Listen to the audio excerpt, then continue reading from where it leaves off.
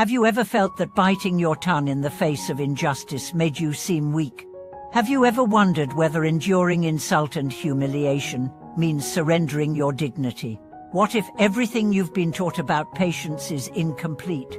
What if the real essence of patience isn't submission but transformation, liberation, and strength? Welcome back to the channel.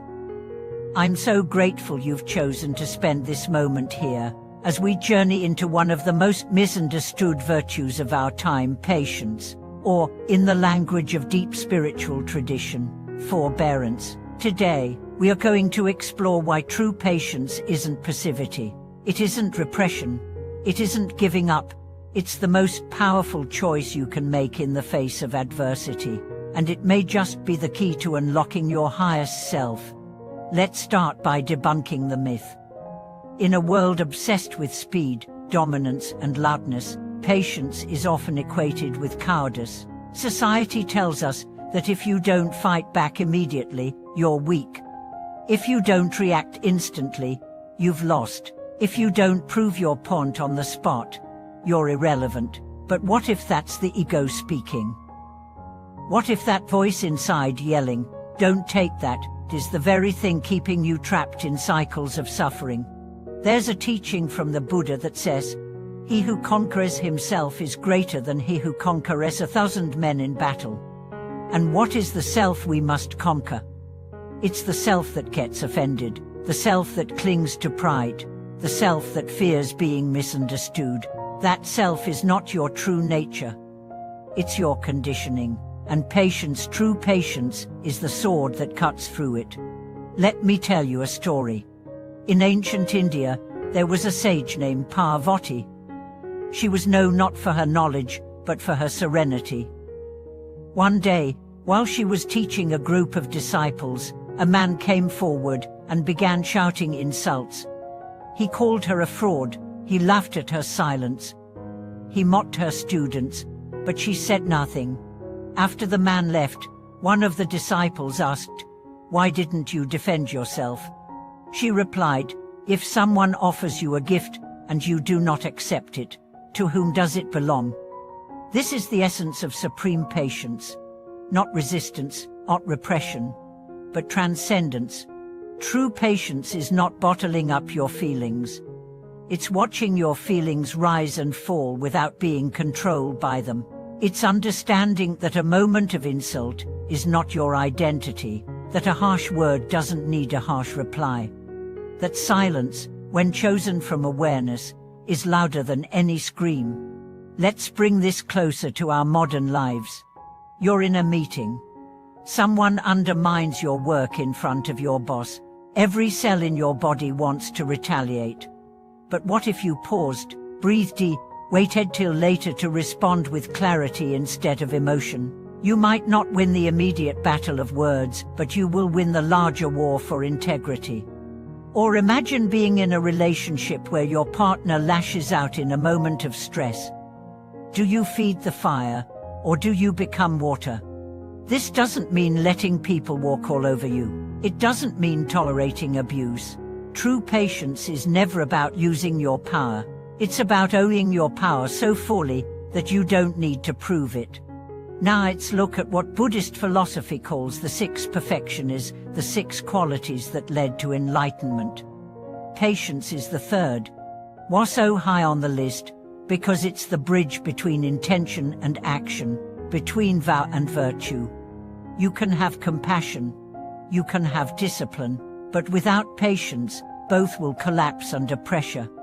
There are 3 kinds of patience taught in Dharma: patience with others, patience with suffering, patience with the truth. Patience with others is obvious. It's what we often think of tolerating difficult people, rude strangers, betrayal, disrespect. But this kind of patience doesn't mean smiling through pain. It means seeing through the pain. It means understanding that people act from their wounds, not their wisdom. There's a saying, hurt people hurt people. When someone attacks you, they're revealing their suffering, not your weakness. True patience means you see that, and instead of reacting, you respond from a higher place. Patience with suffering is deeper. It's the ability to sit with discomfort without trying to escape it, to face illness, loneliness, failure, rejection not with denial, but with grace. To endure not because you must, but because you can. Every spiritual master was forged in suffering. The Buddha under the Bodhi tree, Christ in the wilderness. They did not resist their trials, they sat with them, and in that stillness they awakened. Patience with the truth is perhaps the hardest, because the truth is not always instant, it unfolds slowly. Sometimes your heart awakens years before your life catches up. Sometimes justice takes lifetimes. Can you wait?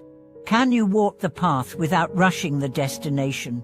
Can you trust the timing of your soul's journey? That's the patience that frees you. Let me give you another story. A woman named Mira lost her job unjustly.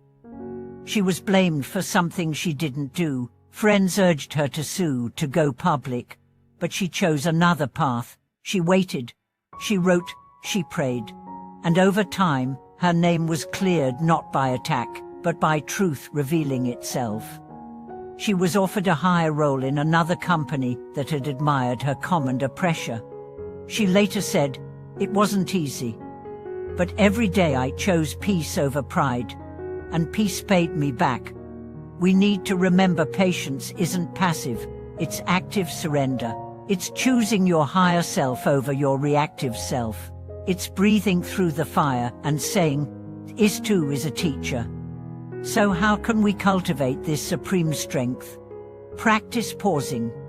Every time you feel triggered, stop, take 3 breaths. This tiny space gives you choice. Reframe offense. Instead of thinking, "How dare they?" ask, "What pain are they carrying?" Affirm your power. Remind yourself, "I don't need to react to prove who I am." Journal your triggers. Reflect on what makes you impatient. Where is it rooted? Old wounds? Fear of being dismissed?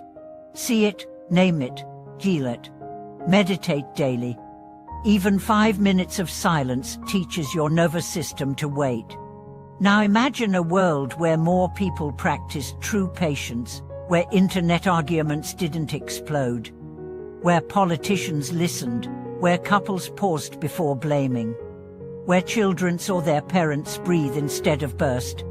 That's the world we are building, one moment of forbearance at a time.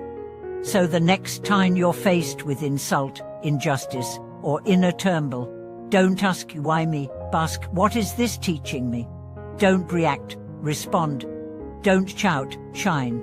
Because true patience is not about surviving the storm. It's about becoming the calm within it.